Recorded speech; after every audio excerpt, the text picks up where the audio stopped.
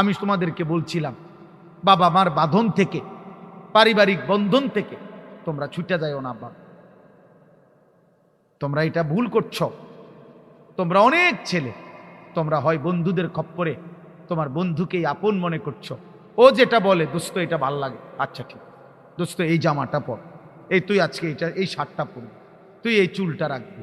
আহারে তো তোমার আব্বা নাই, তোমার কোনো সৃষ্টিকর্তা নাই, তোমার কোনো নবী নাই। তামাম দুনিয়া বান্দা তোমার জন্য, তুমি শুধু আমার জন্য। তুমি আমার গোলামি করো, আমি গোটা দুনিয়া 1000 বার না কোটি বার তোমার আমি দিয়ে দেব। আমি বানাইছি তোমার জন্য। হুয়াল্লাযী খালাকা লাকুম মা ফিল আরদি জামিআ, আল্লাহ বলেন আল্লাহই তোমাদের জন্য পৃথিবীর সব সৃষ্টি করেছেন। সাখখারা লাকুম মা ফিস সামাওয়াতি ওয়াল আরদ, আল্লাহ বলেন আল্লাহই জমিন ও আসমানের সবকিছু তোমাদের অধীনস্থ করে দিয়েছেন। আল্লাহ বলেন বাতাস যদি আমি অধীনস্থ না করে দিতাম তোমাদের বিমান উড়তো না।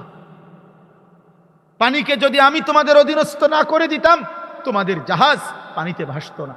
আমার বিবি এবার হজে গেছে আমার সাথে, আমি আমার পাশেও বসা বিমানের সিটে, আমি শুধু এই কথাটা ওরে বলছি যে বুঝুনি তুমি আমরা কত উপরে আছি, এটা বিমান, এটা শূন্যের উপরে। হ্যাঁ, সাথে সাথে মানে আরে এডি কইেন না, ডরে, মানে বুঝেন নাই কথাটা, ভয়ে মহিলা মানুষ, কার এডি কইেন না, আল্লাহরে ডাকেন। মানে ওই যে কথাটা বললাম যে কল্পনা করো আমরা 40,000 ফিট উপরে শূন্যে ভাসতেছি, আমাদের 1 সেকেন্ডের নিরাপত্তা যদি রব সরায় নেয়, আল্লাহ যদি বলে 1 সেকেন্ড বান্দা আমি আমার নজর অন্যদিকে ফিরায় নিলাম, হায় হায় হায় হায়। সারা পৃথিবীর কল্পনা করো না ভাইয়া, সারা পৃথিবীর এয়ারপোর্ট থেকে প্রতি মুহূর্তে কত হাজার বিমান উঠতেছে, আমরা না দেখি না? এই আকাশে কি পরিমাণ বিমান উঠছে, কিভাবে উঠতেছে, কেমনে কি হইতেছে, হায় হায় মালিক। আল্লাহ তাআলা এই হাজার হাজার শত শত বিমান আল্লাহ বলেন আমি উড়াই দিছি, আমি যদি বাতাসকে অধীন না করতাম পারতাম না, তাহলে তোমরা পারতা না। অতএব আল্লাহ বলেন বান্দা আমি শুধু গোলামি চাই, সব আমার নেও, খাবার দাবার দুনিয়া উপভোগ আমি তো দিলাম, তুমি এরকম করছো কেন? আমি তো দিচ্ছি তোমারে। আরে তুমি বাতের জন্য আমার ছেড়ে দিলা কেন? আমি তো বাদ দেব তোমারে। টাকার জন্য আমি আল্লাহকে বাদ দিলা কেন? নাফরমান, এই বেটা বেঈমান, এই হারামখোররা, সুদ খাও যারা, ঘুষ খাও যারা, কিস্তি নাও যারা, 2 নম্বরই আর 6 নম্বরই করো যারা, ওজনে কম দাও যারা, ব্যবসায় 2 নম্বরই করো যারা, গরিবকে ঠকাও যারা, মানুষের সম্পদ লুণ্ঠন করো যারা, রাষ্ট্রের সম্পদ লুণ্ঠন করো যারা, কাস্টমারের চাহিদা পূরণ করো না যারা, মিথ্যার ধোঁকাবাজি আর প্রতারণা করো। আরে হারামখোর, আল্লাহ তো বলছে আমি তোকে দিচ্ছি, তো তুই এরকম করতেছ কেন? বান্দা আমি তো দিচ্ছি বান্দা। আল্লাহ বলছে যুবক, আরে কিশোর, আরে যুবক, আমি তোর জন্য তো স্ত্রী বানাইছি, আমি তোর বিবি বানাইছি বেটা, তোকে দেব তো, আমি তোর জন্য একজন স্ত্রী দেব, তোর নারীর চাহিদা আমি পূরণ করে দেব, তোর লজ্জাস্থানের চাহিদা আমি পূরণ করে দেব, তোর মনের চাহিদা আমি পূরণ করে দেব। তো বান্দা ওয়েট, অপেক্ষা কর না বান্দা। তুই কেন নিজে কুত্তার মতো কেন পরের নারী দেখোস? এই নওজোয়ান যারা প্রতিনিয়ত নারী দেখো, উলঙ্গ ছবি দেখো, তোর মাকে দেখোস? ওটা তোর মা। তোর মাকে যদি কেউ এমন দেখে, বল না নাফরমান, এই নাফরমান বল, তোর মাকে যদি এমন বিবস্ত্র কেউ দেখে,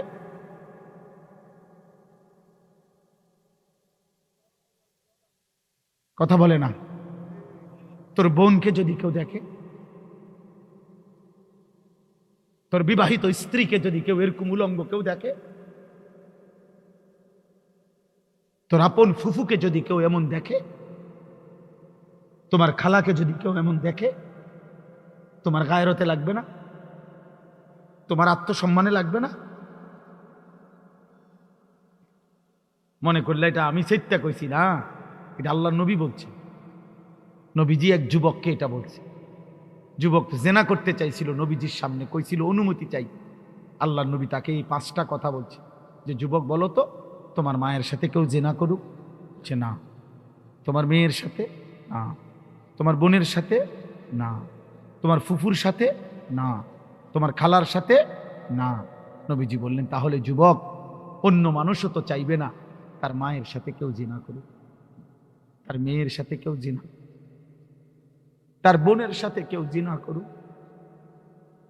মানুষ তো প্রয়োজনে দুনিয়া উজাড় করে দিবে, মানুষ তো প্রয়োজনে নিজের তাজা খুন দিয়া দিবে। তুই আমার বোনের দিকে হাত দিলি কেন? তুই আমার ইজ্জতের গায়ে হাত দিলি কেন? তুই আমার কন্যার গায়ে হাত দিলি কেন? তুই আমার মায়ের দিকে চোখ তুলে তাকাইলি কেন? যদি কারো আত্মমর্যাদা থাকে সে কি এটা বলবে না? কথা বলে না কেন? আল্লাহর নবী তখন এই কথা বলার পর ওই যুবক বলছি, ইয়া রাসূলুল্লাহ, আমি কসম করলাম আমি আর কোনোদিন জিনা করব না। সাহাবায়ে কেরাম বর্ণনা করছেন, ইয়া রাসূলুল্লাহ, না, সাহাবায়ে কেরাম বর্ণনা করছেন ওই যুবক নবীজির কথার পরে আর কোনোদিন হারাম কোনো ভিন নারীর দিকে চোখ তুলেও তাকায় না। প্রিয় যুবক, ফিরো ফিরো। আমিও নরসিংদীর না, তোমরাও কুমিল্লার না। আমিও চলে যাব ক্যান্টনমেন্ট ময়নামতি, তোমরা চলে যাবা তোমাদের ঘরে। তোমার রব আল্লাহ, আমার রব আল্লাহ। আমি না দেখলে তোমারে, তুমি না দেখলে আমারে, কিন্তু তোমারে আমারে আল্লাহ দেখে। তোমার মা তোমারে দেখে না, আল্লাহ দেখে। তোমার বাপ তোমারে দেখে না, আল্লাহ দেখে। এই সমাজের কেউ জানে না তুমি রাত 2টায় উলঙ্গ ছবি দেখো। আল্লাহ বলে বান্দা আমি দেখি, আমি দেখি বান্দা, আমি দেখি বান্দা। আল্লাহ যেন ডাক দেয়, আনিস আমি না জেগে আছি, কি দেখছো? কি দেখছো? কোনো মা যদি এই মুহূর্তে সামনে আসে, কোনো বাবা যদি এই মুহূর্তে সামনে আসে, কোনো বড় ভাই যদি এই মুহূর্তে সামনে আসে, কি পরিমাণ লজ্জিত হবে এই যুবক। এই জায়গায় যদি কল্পনা করেন যে রব যদি ডাক দেয়, আনিস আমি আছি, আমি দেখতেছি, কেমন লজ্জা হবে। আমরা কিতাবে পড়ছি মুসা আলাইহিস সালাম যখন তুর পাহাড়ে গেছেন প্রথম, আল্লাহ ওনারে ডাক দিছে, ইয়া মুসা, হে মুসা। তাফসীরের মধ্যে আছে পৃথিবীর ডাক একদিকে আসে, মানুষ বুঝে কেরে আমার ডান দিক থেকে ডাক দিল, মানে ওইদিকে তাকায়, অথবা সে বুঝে খেয়াল করে যে কিরে আমার মনে হয় দিক থেকে কেউ ডাক দিল। তো পৃথিবীর ডাক কোন দিক থেকে আসে? যে কোনো এক দিক থেকে আসে। কিন্তু মুসা আলাইহিস সালামকে এই ডাক, হে মুসা, এই ডাক একই সাথে সামনে, পিছনে, ডানে, বামে, উপরে, নিচে। তাফসীরে আছে মুসা আলাইহিস সালামের শরীরের মধ্যে যতগুলো পশম ছিল প্রতিটা পশমের গোড়া থেকে থেকে একসাথে এই আওয়াজ আসছে, ইয়া মুসা।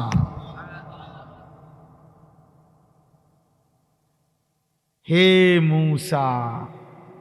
একাকী মানুষ তুর পাহাড়ে, অন্ধকার রাতে, কনকনে ঠান্ডা, সাথে কেউ নাই, এই সময়ে ডাক দিছে। মুসা তো মুসাই, মুসা আলাইহিস সালাম বেড়া ছিল। তাফসীরে আছে মুসা নবী স্টিল দাঁড়ানো থেকে বলছে ভিতর থেকে, আপনি কে? আল্লাহ তখন নিজে পরিচয় দিছে, ইন্নানি আনাল্লাহ। মুসা আমি আল্লাহ।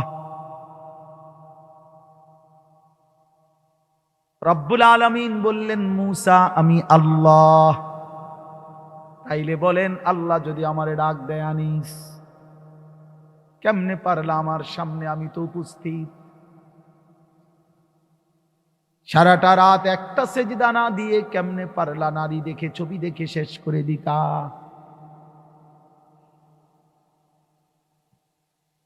কেমনে পারলা বান্দা? সারাটা দিন 24 ঘন্টা শেষ হয়ে গেল,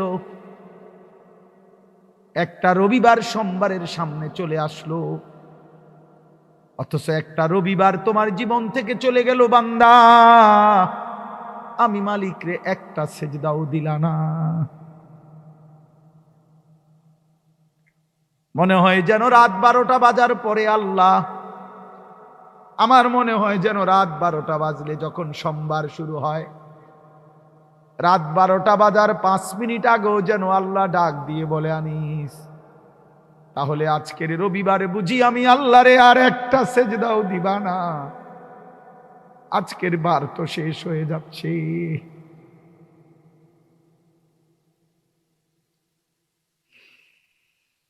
আহ, বলো না ভাই, এখন এই দেখো 11টা 58 বাজে, এই 12টা বাজলেই এখন সর্বোচ্চ 2 মিনিটের ভিতরে ক্যালেন্ডার বদলে যাবে। ইংরেজি তারিখ এখন মানডে, সোমবার উঠে আসবে, ইংরেজি তারিখ এখন 24 হয়ে যাবে। তা আমার মনে হয় আর কি আল্লাহ যেন ডাক দিচ্ছে শেষবারের মতো, বান্দা আজকের দিন তো শেষ হয়ে গেল, আমার একটা সেজদাও দিবা না? তাইলে আজকে আমি কি সারাদিন খাওয়াই না? আমি কি সারাদিনে 3 বেলা খানা খাওয়াই না? আমি কি আজকের দিনে রোদ দেই নাই? আমি কি আজকের দিনে সূর্যের আলো উঠাই নাই? আমি কি আজকের দিনে নিঃশ্বাস দেই নাই? আমি কি আজকের দিনে তোমার হাত পাও নাড়াইতে দেই নাই? দেখো কেউ যদি পারো,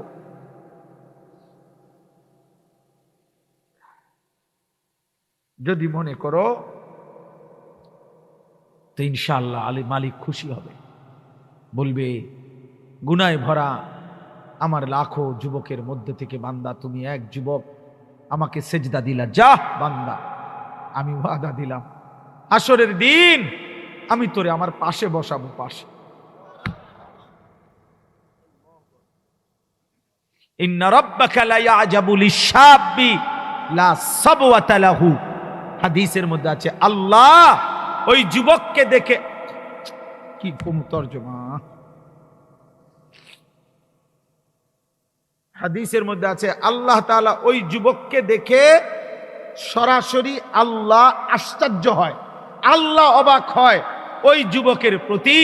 চারিদিকের গুনার মাঝখান থেকে যে যুবক তার চরিত্র হেফাজত করে, গুনাহ করে না, রব্বে কাবার কসম, এই কোরআন ধরে বলছি, আল্লাহর নবী বলছে মহান আল্লাহ নিজে ওই যুবককে দেখে অবাক হয় যে করছে কি ফোলা, এত মানুষ নারী দেখে, ছবি দেখে, আমার এই নওজোয়ানদি দেখে না, আরে করলো কি রে? ইন্না রাব্বাকা লা ইয়াজাবু লিশ-শাব্বি, আল্লাহ ওই যুবক।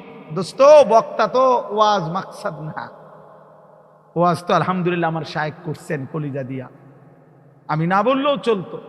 এটা আমার আসলে, আমি এমন একটা আজকে ভেজালে ছিলাম, আমাদের খতিব আজম মুনাজেরে জামান আল্লামা নুরুল ইসলাম অলিপুরি হযরত দামাত বারাকাতুহুমের মাদ্রাসায় সামনে, ওই মাদ্রাসার সামনে বাজারে, এখানে মাদ্রাসা সহ 7 দিন ব্যাপী তাফসিরুল কোরআন মাহফিল, ওইখানে আমি মাগরিব বাদ বয়ান করছি শায়েস্তাগঞ্জ, ঠিক 7টা 40 পর্যন্ত। ওইখান থেকে নাইমা এখানে আসছি। আহমদুল্লাহ ভাই হলো আমার, এটা হলো আমার লজিং, এই মাদ্রাসা, মানে আমি এখানে এই চলার পথে অহরহ, আপনারা কেউ জানেও না, বহু রাত আমরা এসে এখানে ঘুমাই, সকালে ঘুমাই টুমাই ভাত খাইয়া আবার মাহফিলে যাই, এই হিসাবে এটা আমার চলতি লজিং। এই আর ওইটা হলো অলিপুরি হুজুর, অলিপুরি হজরত আমার বাংলাদেশের বুজুর্গ, আমাদের মাথার তাজ, ওনার একটা কথা আমাদের জন্য আদেশ, ওনাদের দোয়া, ওনাদের ভালোবাসা, ওনাদের আদর আমাদের আগামী দিনের চলার প্রেরণা। এই জন্য এই গাছে আর মাছে আমার মাহফিল, কোথায় শায়েস্তাগঞ্জ থেকে আমি এখানে আসছি, ওনারও কত অনুরোধ করছি আহমদুল্লাহ ভাইরে, ভাই আমার আল্লাহর দোহাই ছাড়া দেন, উনি ছাড়ে নাই, ওইখানে বলছি, ওইখানে ওনারাও ছাড়ে নাই, যার কারণে এই ব্যাপক গ্যাপের এই মাহফিল আমি শেষ করে দিলাম। আমি অনুরোধ করছি যুবক, চলো, আমি তোমাকে তোমার বিবেকের হাতে ছেড়ে দিলাম, তোমাকে আমার রবের হাতে তুলে দিলাম। আমার মালিক যদি তোমার কলিজায় কোনো বিবেক দেয়, তা আল্লাহ বলছে, বান্দা এটা আমার ফায়সালা, আমার গোলামি করো, তুমি আমার গোলামি করো, আমার সেজদা দাও। বান্দা আমি কি অন্যায় করছি তোমার কাছে? তুমি কেন আমার একটা সেজদাও দিবা না? আমি কি না দিলাম তোমার? কি না দিলাম? কি না দিলাম রে আব্বা? কোন মা যদি এটা বলে, কোন মা যে ফুত আমি তোর কাছে কি অপরাধ করছি, তুই আমারে মা বলে ডাকো না কেন?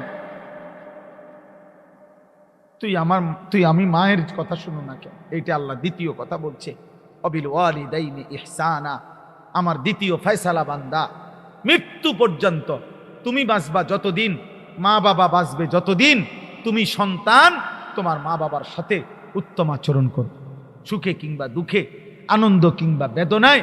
মা তোমারে কষ্ট দোক, মা তোমারে যন্ত্রণা দোক, বাবা তোমারে কষ্ট দোক, বাবা তোমারে যন্ত্রণা দোক, হর দম সুখে থাকো দুঃখে থাকো, যেমনে থাকো, অভাবে থাকো আর সচ্ছলতায় থাকো, মারে কষ্ট দিও না, বাপেরে কষ্ট দিও না, মায়ের এক ফোঁটা চোখের পানি ফেলো না, বাবার দীর্ঘশ্বাস বাবা যেন কোনোদিন না বলে ফুত তুই আমারে কি কইলি, মা যেন কোনোদিন না বলে বাপ তুই আমারে কি করলি, তুই কেমনে আমারে কথা না মানলি না। আল্লাহ বলেন, বান্দা তোর মা যদি এটা বলে ফেলে, তোর বাবা যদি এটা বলে ফেলে, আমি এটা সহ্য করতাম না, আমার আরশ ছিদ্র হয়ে যাবে, আমার আরশ ছিঁড়ে যাবে। এই জন্য হাদিস আছে, নবী বলছেন সব পাপের শাস্তি আল্লাহ আখেরাতে দিবে, কিন্তু মা বাবার নাফরমানির শাস্তি, এটাই পড়ছিলাম হাদিস। আল্লাহ নবী বলছেন মা বাবার নাফরমান সন্তান আল্লাহ তাকে জমিনেই, পৃথিবীতেই, বেঁচে থাকতেই, দুনিয়ার হায়াতেই তাকে শাস্তি দেবেন। অতএব মাকে কষ্ট দিও না, বাপকে কষ্ট দিও না। লম্বা ব্যাখ্যা করতে চাই না। আল্লাহ বলেন, ইম্মা ইয়াবলুগান্না ইনদাকাল কিবারা আহাদুহুমা আও কিলাহুমা, মা বাবা যদি বৃদ্ধ হয়ে যায়, দুইজন কিংবা একজন, তুমি 5টা কাজ মা বাবার সামনে করবা। আল্লাহ বলেন, এক, ফালা তাকুল্লাহুমা উফফিন, মা বাবার যেই কোনো বিরক্তিকর আচরণে তুমি উফ বইল না, বিরক্ত হইও না। এখানে মা বাবা যেন না বলে এটা না, আল্লাহ বলছে তুমি বলবা না, তুমি সন্তান, অর্থাৎ মা বাবার আচরণে তুমি বিরক্ত হইয়া বলবা না যে ওহ কি শুরু করলো বেডিটা, এবারটা কিতে শুরু করলো আমার লগে। এই সন্তান তুমি মা বাবার সামনে উফ বলো না, বলো না। আচ্ছা, আল্লাহ বলছে সন্তান তুমি বইলো না, এবার মা বাপ যদি বলে অবস্থাটা কি হবে? যেখানে আল্লাহ বলছে তুমি সন্তান বইলো না, সেখানে যদি মা বাবার কলিজার থেকে বাইর হয় সন্তান, আহাফুত কি করলি, আল্লাহ বলেন বান্দা আমি এটা সইতাম, এটা যেন না হয়, আমি ছাড়বো না, তোরে শেষ করলাম, তোকে আমি অপমান করব। মায়ের একদিনের নাফরমান হয়তো একদিনের কষ্ট আর আহাজারি হতে পারে তোমার 30 বছরের সুখ চলে যাবে। এই জন্য ফালা তাকুল্লাহুমা উফফিন ওয়ালা তানহারহুমা, বাবা মাকে 2 নম্বরে আল্লাহ বলছে ধমক দিও না। 3 নম্বরে ওয়াকুল্লাহুমা কাওলান কারীমা, সব অবস্থায় তাদের সাথে কথা বলবা উত্তম কথা, ভদ্রচিত কথা, সম্মানজনক কথা, নম্র কথা। 4 নম্বর ওয়াখফিজ লাহুমা জানাহাজ-যুল, এগুলোর অনেক ব্যাখ্যা আছে, গভীর রাত দেখা করলাম না। 1 নম্বর হলো উফ বলবা না। কে বলবে না উফ? ভাই বলেন না, বিরক্ত হবা না। 2 নম্বর হলো ধমক দিও না। 3 নম্বর হলো মা বাবার সাথে সম্মানজনক কথা বলবা, উত্তম শব্দ দিয়া কথা বলবা। 4 নম্বর আল্লাহ বলেন প্রতিবার যখনই মা বাবার সামনে আসবা, নিজের চুল নিজের চেহারা অঙ্গভঙ্গি নিজেকে মা বাবার সামনে খুব নম্রতার সাথে পেশ করবে। অর্থাৎ দাঁড়াইছে, হ্যাঁ কন কিতেছে কন কইবে না কিতা, মা কব থাক ফুট বুঝইছে, হ্যাঁ বুঝইছে আব্বা থাক, একটা কথা কইলাম হলে থাক বাপ যা, চেহারা দেখেই বুঝেছি বাপ। ভিতরের রুম থেকে বললে আরে কইবেন না, এখান থেকে শোনা যায় না, করে কাছে আইতে কইলেই তো হয় কথা। এটা আব্বাই বলবে না বাবা লাগবে না রে বাপ, বাপের একটা লুঙ্গি দরকার ছিল, হয়তো বলতে চাইছিলাম, যা কইতাম না। আর বাসনুই কয়দিন পুরান লুঙ্গি করেই যাই।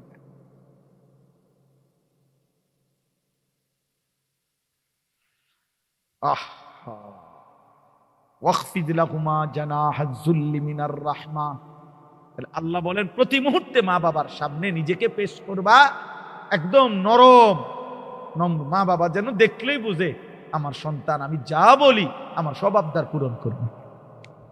অকুর রব্বির হামহুমা কামা রব্বায়ানি সগীরা।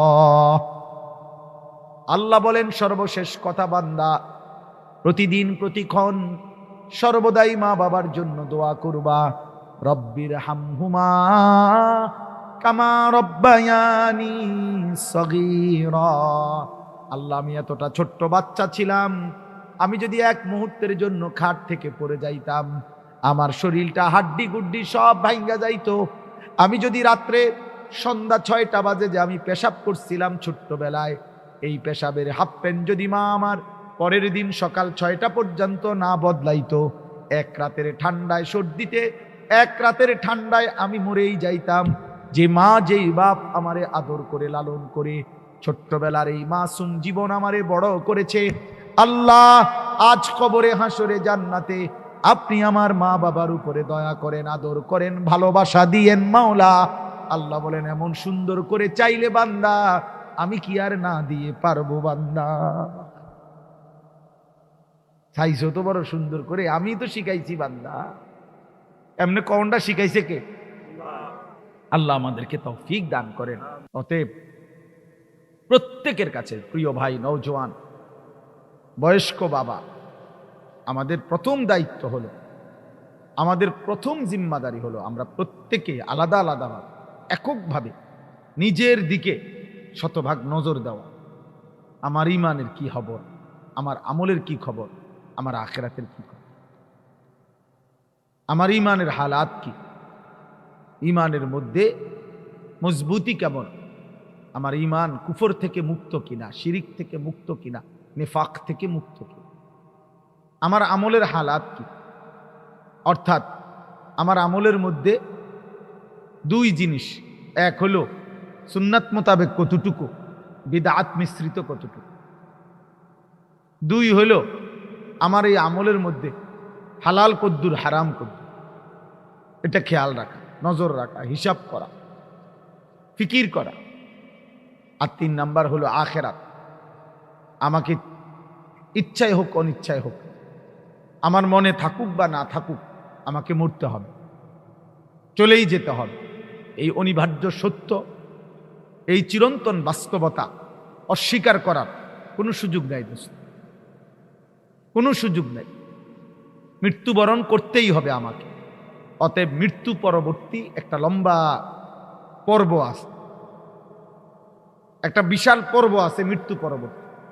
মৃত্যু, তারপরে কবর, তারপরে হাসরের ময়দানে উঠা, আমলনামা হাতে নেওয়া, আল্লাহ তাআলার সামনে উপস্থিত হওয়া একজন একজন করে, মিজানের পাল্লায় আমল ওজনের জন্য পেশ করা, ফুলসিরাত পার হওয়া, জান্নাত কিংবা জাহান্নামী হওয়া। এই বিষয়গুলো এত বেশি পরিমাণ, এত বেশিবার আল্লাহর এই জমিনে উচ্চারিত হয়েছে। আল্লাহর এত বেশি প্রিয় বান্দাগণ বলছেন, আল্লাহ তাআলা এত বেশিবার বলছেন, এগুলাকে ভুলে যাওয়া, অস্বীকার করা, এগুলাকে অ্যাভয়েড করা, না বুঝার কোনো যুক্তি নেই, কোনো যুক্তি নাই। আমি আসলে আখিরাত বুঝি নাই, এটা আপনি ইচ্ছা করে বাটপারি করতেছেন, আপনি বুঝেন নাই বলছেন। না বুঝার কোনো সিস্টেমে নাই। এত বেশিবার বলা হয়েছে, এতভাবে বলা হয়েছে, এতভাবে বলা হয়েছে যে কোনোভাবেই এই কথা বলার আসলে সুযোগ নেই। এজন্য কোরআনুল কারীমের মধ্যে আছে, জাহান্নামী বান্দাদেরকে ফেরেশতা বলবে, আলাম ইয়াতিকুম নাদির, তোমার কাছে কি কোনো ভয় প্রদর্শনকারী বান্দা আসে নাই? কেউ কি তোমাকে জাহান্নামের কথা বলে নাই? তখন ক্বালু বালা, আজকে যদিও 900 বলতেছে, জাহান্নামী হাসরের দিন আখিরাতে বলবে, হ্যাঁ কাদ জাআনা নাদির, আমার কাছে ভয় প্রদর্শনকারী বান্দা এসেছিল। ফাকাদ্দাবনা, মোবাইল আলগি দিও না, এই অসভ্য কোথাকার, ওঠ বেটা এখান থেকে, অপদার্থ কোথাকার বেটা, নিষেধ করলাম না বেটা, তুমি মনে করছো আমি দেখতাম না? হ্যাঁ, খামখেয়ালি কোথাকার, মাস্ক খোলো।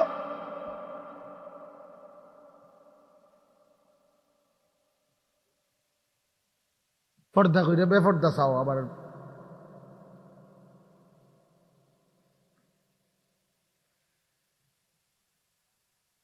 তোমার ঘুমের দরকার, ঘুমায় যাও, যাও, এটা জরুরি বিষয়। কোনোভাবেই আপনারা যদি, আমরা যদি আজকের প্রজন্মকে খামখেয়ালি করলে হবে না বাবা। সবাই মিল্লা মস্কারি করতেছেন, বাপ, চাচা, ভাই, দাদা, ফ্যামিলির সদস্যরা, অভিভাবকরা, সবাই মিল্লা আপনারা তামসা শুরু করছেন যে আর হবে না। 14 বছরের বাচ্চার কাছেও আমরা পরাজিত, 16 বছরের ছেলের কাছেও আমরা পরাজিত, 12 বছরের ছেলেও হাতের থেকে মোবাইল ছাড়ে না। ওমা, মায়ে কয় হেতে ফুলান মানুষ, হেতে কান্দে, আব্বাইও কয় বে বে। আপনি ফাইজলামি করেন? হ্যাঁ, এভাবে জাতি টিকবে, এইভাবে পৃথিবী টিকবে।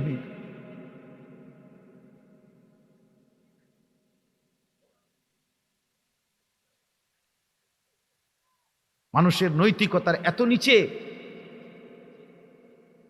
যেটা বর্ণনা করলে কানে আঙ্গুল দিতে হবে। 14 বছরের ছেলের চরিত্রহীনতার কাহিনী শুনলে কানে আঙ্গুল দিতে হবে। 14 বছরের ছেলে, 16 বছরের ছেলে জিনা আর ব্যভিচার করতে করতে ক্লান্ত হয়ে গেছে, ক্লান্ত হয়ে গেছে। অসভ্য সন্তান এমনও আছে, আলেমে দ্বীনের কাছে চোখের পানি ফেলে কান্দে বলতেছে যে আমি বাঁচবো কিভাবে, গুনাহ আমারে পাগল বানায় ফেলছে, অশ্লীলতা পাগল বানায় ফেলছে। মৌলানা সাহেব বলতেছিলেন, থামবা মিয়া, তোমরাও থামবা, যেদিন রব থামাবে সেদিন থামবা। থামতেই হবে আব্বা, এই পৃথিবীর সব জালেম যেহেতু থামছে, আমরাও থামতে হবে। আজ নিজে থামলাম না আর কি, মালিক নিশ্চিত থামাই। ফেরাউন নিজে থামে নাই আর কি, মালিক থামাই দিচ্ছে। নমরুদ নিজে থামে নাই, আল্লাহ থামাই দিচ্ছে। পৃথিবীর কোন জালেম শেষ পর্যন্ত মালিক পাপীকে থামাই দিচ্ছে। এজন্য তোমরা মোবাইলের আসক্তি থেকে বাঁচো, বাঁচো। লা ইয়াকুনু ফি উম্মতি, এই হাদিস বলছেন মৌলানা সাহেব, অথবা ফি হাদিহিল উম্মাহ, একই রাওয়ায়াত, খাসফুন ওয়া কাসফুন ওয়া মাসখুন। নবীজি বলছে আমার উম্মতের উপরে ভূমি ধসিয়ে দেওয়া হবে, পাথরের বৃষ্টি বর্ষণ করে শেষ করে দেওয়া হবে, চেহারা বিকৃত করে বানর শূকরের আকৃতি বানায় দেওয়া হবে। একটা সময় আসবে, নবীজি বলছে, চেহারা কুত্তার মতো হয়ে যাবে, শূকরের মতো, বান্দরের মতো। সাহাবীরা জিজ্ঞেস করছে, ইয়া রাসূলুল্লাহ, মাতা, কখন? আল্লাহর নবী সাল্লাল্লাহু আলাইহি ওয়াসাল্লাম বলছেন, ইজা যাহারাতিল কাইনাত ওয়াল মাআজিফ ওয়াস্তাহাল্লাতিল খামরা, যখন গায়িকা বেড়ে যাবে, বাদ্যযন্ত্র বেড়ে যাবে, গানের আসর, নৃত্যের আসর, নাচনেওয়ালি বেড়ে যাবে, ব্যাপক হয়ে যাবে। ওয়াস্তাহাল্লাতিল খামরা, সাধারণ এই পানির মতো, হালাল পানির মতো মানুষ মদ আর নেশা পান করতে থাকবে। আল্লাহর নবী সাল্লাল্লাহু আলাইহি ওয়াসাল্লাম বলছেন, তখন কাউকে মাটিতে ধসিয়ে দেওয়া হবে, কাউকে পাথরের বৃষ্টি বর্ষণ করে ধ্বংস করে দেওয়া হবে, কাউকে চেহারা বিকৃত করে দেওয়া হবে। এই জন্য দোস্ত বাড়াবাড়ি করো না, কেউ গাদ্দারি করো না। শেষ পর্যন্ত তুমি রবের সাথে পারতা না, আমিও পারব না, তুমিও পারত। কোন গাদ্দারি শেষ পর্যন্ত পারে না। আওয়ালাম ইয়ালাম আন্নাল্লাহা কাদ আহলাকা মিন ক্বাবলিহি মিনাল কুরুনি মান হুয়া আশাদ্দু মিনহু কুওয়াতান ওয়া আকসারু জামআ। কোরআন শরীফের আয়াত। আল্লাহ বলে, বান্দা জানো আমি না তোমার আগে তোমার চাইতে শক্তিতে সম্পদে অনেক বেশি ছিল এমন অগণিত জাতি গোষ্ঠী ব্যক্তিকে ধ্বংস করে দিয়েছি। আন্নাল্লাহা কাদ আহলাকা ধ্বংস করে দিয়েছি। 40 হাত লম্বা আদ জাতি ছিল, 40 হাত লম্বা। এখান থেকে এই প্যান্ডেলের উপর পর্যন্ত 40 হাত। নুরান ভাই কয় হাত হইব এটা? হ্যাঁ 15 হাত। 40 হাতটা এবার বলেন কত? আদ জাতি আল্লাহ বলছেন আল্লাতী লাম ইউখলাক মিসলুহা ফিল বিলাদ। আল্লাহ বলছে এমন জাতি আমি আর কোনোদিন বানাই নাই। এক একটা মানুষ সর্বনিম্ন সবচেয়ে খাটো মানুষটা 40 হাত লম্বা হইত। 40 হাত লম্বা। 300 বৎসর পর্যন্ত কোনোদিন তারা মৃত্যুর কথা ভাবতো না, ভাবতো না। 300 বৎসরের আগে মৃত্যু হইতে পারে এটা তারা বুঝতো না। এমন জালেম, এমন অহংকারী জাতিকে আল্লাহ তাআলা একটানা, কোরআন শরীফে আছে একটানা 7 লায়ালিন ওয়া 8 আইয়াম, 7 রাত 8 দিন একটানা ঝড় তুফান দিছে ওই জাতির উপরে। 7 রাত লাগাতার ঝড় হয়েছে, তুফান। 8 দিন লাগাতার তুফান হয়েছে। আল্লাহ কোরআনে বলেন 7 রাত আর 8 দিনের ঝড় তুফানে পুরা জাতি আমি আল্লাহ লম্বা লম্বা খেজুরের গাছ আগা ভাঙ্গা ভাঙ্গা ঝড় তুফানে যেরকম ভাঙ্গা ভাঙ্গা পড়ে এরকম মানুষগুলো এই লম্বা লম্বা রাস্তাঘাটে ঘরে বাইরে 7 রাতের আর 8 দিনের লাগাতার তুফানে এইভাবে খাইটা খাইটা মাথা ফাইটা ভাঙ্গা ভাঙ্গা সব পড়েছিল, ধ্বংস করে দিচ্ছে। একটা মানুষকে রাখি নাই আমি আল্লাহ। কাআন্নাহুম আজাযু নাখলিন খাফিয়া। এজন্য আমার দোস্ত, আমার ভাই, নিষেধ শোনো, নিষেধ। উলামায়ে কেরামের আহাজারি শোনো। আমিও তামসা করতে আসি নাই, আপনারাও তামসা করতে আসেন নাই। প্রত্যেকেই আমার কথা হইল যার যখন দরকার আপনি চলে যাবেন, কোনো সমস্যা নাই, আমরাও চলে যাব। কিন্তু আল্লাহর কথা কলিজা দিয়া শোনা উচিত, ফিকিরের সাথে শোনা উচিত। রে ভাই, তোমরা নওজোয়ান বয়সীদেরকে আমরা চিৎকার করি আসলে একটা উদ্দেশ্য, ধীরে ধীরে ভোটের প্রস্তুতি নিতেছি অথবা ধীরে ধীরে ইলেকশন করবো, খোদার কসম, রব্বে কাবার কসম, বিষয়টা এটা না, আসলেই না। এটা এমন কোনো ফিকিরও নাই, এমন কোনো উদ্দেশ্য না। উদ্দেশ্য হলো তোমার এই লাগাতার বেনামাজি জিন্দিগি তোমারে মুসিবতে ফেলবে। তোমার এই দিবারাত্রি মোবাইলের আসক্তি আব্বা তোমারে পথের ফকির বানায় দিবে। আমার কাছে উর্দু কিতাব আছে, 20 বছর আগে হাকিমুল উম্মত থানভী রহমতুল্লাহর কিতাবে একটা ঘটনা লিখছেন। এই ভারতীয় উপমহাদেশের একজন বড় জমিদার, তৎকালীন যুগের নবাব, তো 4 রাস্তার মোড়ে দাঁড়িয়ে অহংকার করে একদিন, স্পষ্ট থানভী রহমতুল্লাহর কিতাবে আছে, 4 রাস্তার মোড়ে দাঁড়িয়ে নবাব, এই হিন্দুস্তানের একজন নবাব, বড় জমিদার, পয়সাওয়ালা, সম্পদশালী, তৎকালীন সময়ের জমিদার, উনি অহংকার করে বলছিল আমার এই পরিমাণ সম্পত্তি আমার কয় পুরুষে খাবে আমি এটা বুঝতেছি না, আমার কয় পুরুষে শেষ করতে পারবো এটা?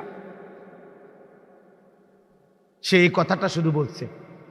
হাকিমুল উম্মত থানভী রাহমাতুল্লাহ আলাইহি বলেন 20 বছর পরে, উনি কসম করে বলছে 20 বছর পরে ওই অঞ্চলের মানুষ দেখছে এই নবাবের, এই জমিদারের 20 বছর পরের জেনারেশন ওই 4 রাস্তার মোড়ে আল্লাহর কসম ভিক্ষার থালা হাতে নিয়ে ভিক্ষা করতে।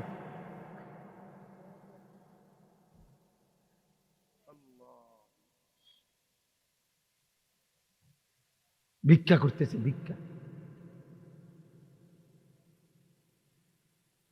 এই পৃথিবীতে 2 জন বাদশা আমরা নিজে তারিখের কিতাবে পড়ছি, ইতিহাসের নির্ভরযোগ্য কিতাবে। এই মুসলিম 2 জন খলিফা ছিলেন। একজন খলিফার নাম হিশাম ইবনে আব্দুল মালিক, আরেকজন খলিফার নাম ওমর ইবনে আব্দুল আজিজ। সমসাময়িক সময়ে ওনারা ইন্তেকাল করছেন। হিশাম ইবনে আব্দুল মালিক, ওনারও 11 জন সন্তান ছিল, আর ওমর ইবনে আব্দুল আজিজেরও 11 জন সন্তান ছিল। 2 জনই বাদশা ছিলেন ইসলামী খেলাফতের। কিন্তু হিশাম ইবনে আব্দুল মালিক উনি উনার মৃত্যুর সময় 11 জন সন্তানের প্রত্যেকের জন্য পৈতৃক ওয়ারিস সম্পদ 1 লক্ষ করে স্বর্ণ মুদ্রা একজন একজন সন্তানের জন্য রেখে গেছেন। 11 লক্ষ স্বর্ণ মুদ্রা। কিন্তু উনি তাকওয়া তাহারাতের উপরে পূর্ণ ছিলেন না। আর ওমর ইবনে আব্দুল আজিজ ছিলেন এই পৃথিবীর খলিফাদের মধ্যে একজন তাকওয়া মুত্তাকির জ্বলন্ত নমুনা, আল্লাহ ভীরু।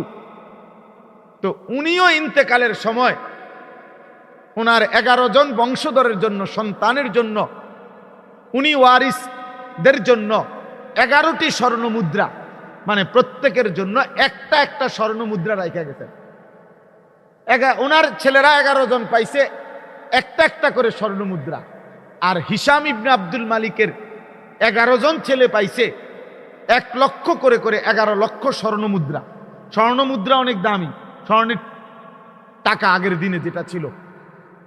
তো ওই কিতাবে আমরা নিজে পড়ছি, তারিখওয়ালারা লিখছেন যে আল্লাহর কসম পরবর্তী সময়ের ব্যবধানে ইসলামী খেলাফতের ওই মানুষগুলো দেখছে মুসলিম শাসন খেলাফতের আমলে যে যারা 1 লক্ষ করে স্বর্ণ মুদ্রা পাইছিল এক একজন ছেলে, কিন্তু আল্লাহর নাফরমানি আর খামখেয়ালি, গাফলতি আর উদাসীনে তারা যখন জীবন কাটাইছে, পরবর্তী সময়ে আল্লাহর এই 1 লক্ষ স্বর্ণ মুদ্রা পাওয়া ছেলেদের প্রত্যেকেই জাকাতের টাকার জন্য হাত পাতছে ওদের কাছে যারা তাদের বাবা থেকে স্বর্ণ মুদ্রা পাইছিল।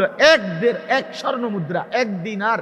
কিন্তু ঈমান, তাকওয়া, বাবার আদর্শ, আল্লাহর বিধানের উপরে থাকার কারণে পরবর্তীতে তারা মানুষদেরকে জাকাত দিত, আর হিশামের ছেলেরা জাকাত নিত।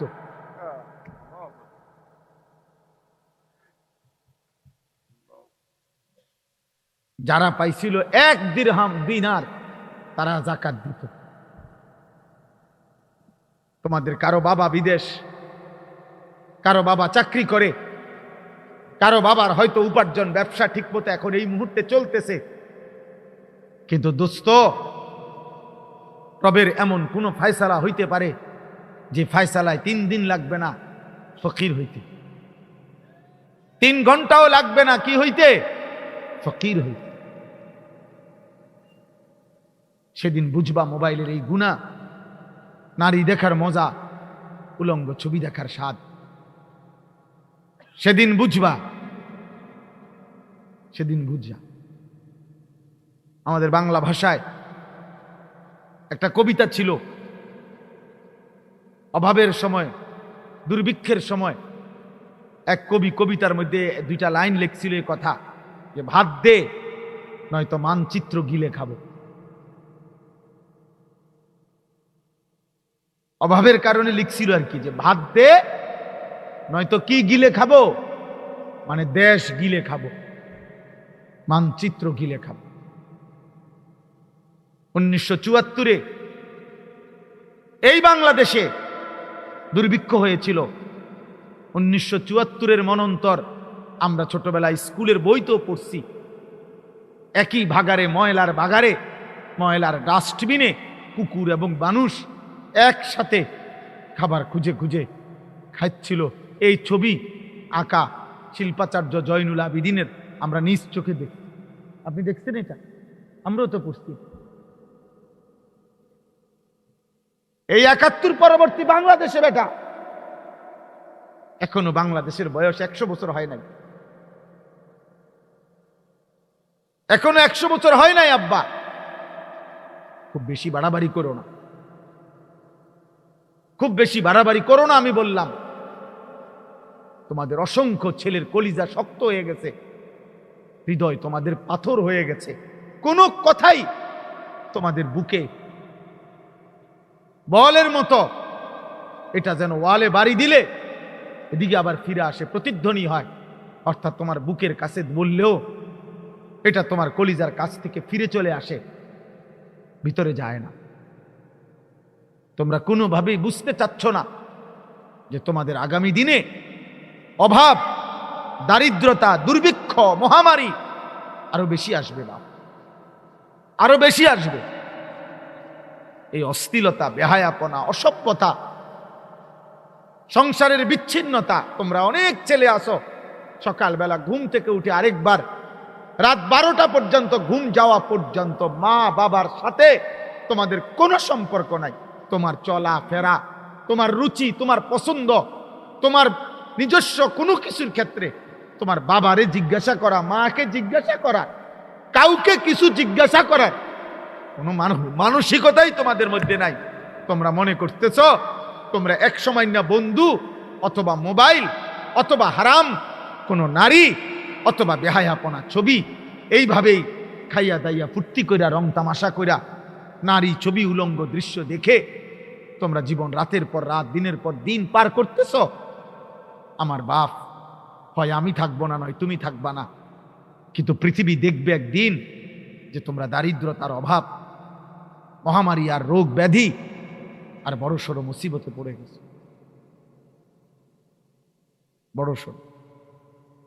লাম তাযহারিল ফাহিশাতু ফি কওমিন কাত্তু ইল্লা ফাশা ফীহিমুত তাউন ওয়াল আওজা আল্লাতী লাম তাকুন মাদাত ফি আসলাফিহিম।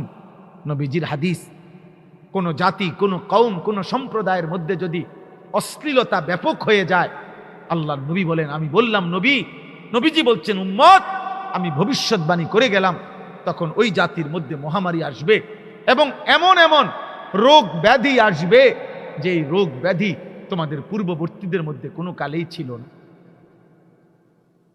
রাসূলুল্লাহ সাল্লাল্লাহু আলাইহি ওয়াসাল্লাম বলছেন, লাম তাযহারিল ফাহিশাতু ফি কওমিন ইল্লা কাসুরা ফীহিমুল মাউত। কোন এলাকায়, কোন সম্প্রদায়, কোন জাতি গোষ্ঠীর মধ্যে যদি অশ্লীলতা, বেহায়াপনা, এই নারী ছবি, অসভ্যতা, নোংরামি, মাওলানা সাহেব বলতেছিলেন দেখে আমি আর বলতে চাচ্ছিলাম না, কিন্তু আবারও বললাম, আমি আর না বলে পারলাম না। আল্লাহর নবী সাল্লাল্লাহু আলাইহি সাল্লাম বলেন, যেখানে নারী ছবি, অশ্লীলতা, বেহায়াপনা, ফাহিশা, উলঙ্গতা, খোদার কসম বেড়ে যাবে। আল্লাহর নবী বলছেন, ইল্লা কাসুরা ফীহিমুল মাউতু। ওই জাতি, ওই মহল্লা, ওই এলাকা, ওই অঞ্চলে মৃত্যুর আধিক্য, মৃত্যুর পরিমাণ খুব বেশি বেড়ে যায়। এই জন্য দৃশ্যপট বদলাইতে সময় নেবে না, সময় নেবেন। হাদিসের মধ্যে আছে, আল্লাহর নবী সাল্লাল্লাহু আলাইহি সাল্লাম বলছেন, মুসিবত যখন আসবে, কা নিজামিন কুতিয়া সিলকুহু। এভাবে নবী উদাহরণ দিয়ে বুঝাইছেন, এই যে 100 দানার এই তসবিহ, মনে করেন এখানে এটা যদি এখানে কেটে দেয়, এখন এখান দিয়ে যদি ব্লেড দিয়ে ফুঁস দেয়, তাহলে 100 দানা জমিনের মধ্যে পড়তে কত ঘন্টা লাগবে বলো না ভাই?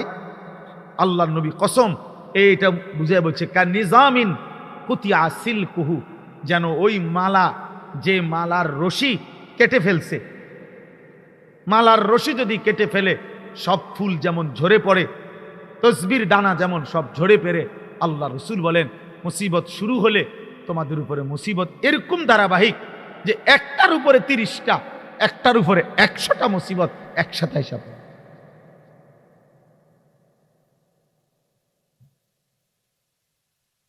বুঝেন নাই কথাটা?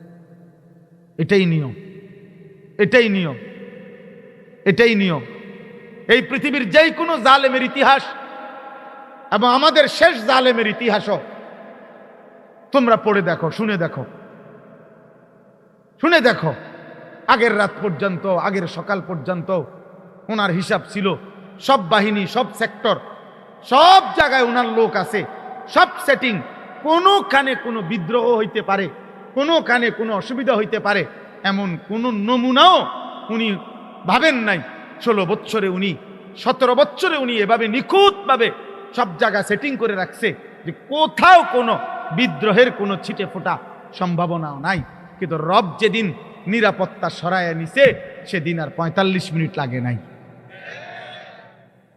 সেদিন আর 45 মিনিট সময় মিলে নাই। শেষ বেলার খাবারও জোটে নাই। একটা লাইন জাতির উদ্দেশ্যে 2 মিনিট বা 5 মিনিট কথা রেকর্ডিং করতে চাইছে, সেটারও সুযোগ পায় নাই। আর কারোর সাথে কথা বলতে পারে। এটা তামাশা না, না। আমার উদ্দেশ্য দোস্ত এটার থেকে কোনো রাজনৈতিক ফায়দা নেওয়া, আমি এটা না। আমি রাজনীতির মানুষ না, আমি এটি বুঝি না। কিন্তু আমি তোমারে বুঝাইতে চাই যে যখন দৃশ্যপট উল্টে যাবে, নিরাপত্তা আল্লাহ সরাইয়া নিবে, তখন অবস্থার পরিবর্তন হইতে 6 বছর আর লাগবে না, 6 মিনিট যথেষ্ট। আনিসুর রহমান, আশরাফি ওয়াজ, আখেরাতের ফেরিওয়ালা।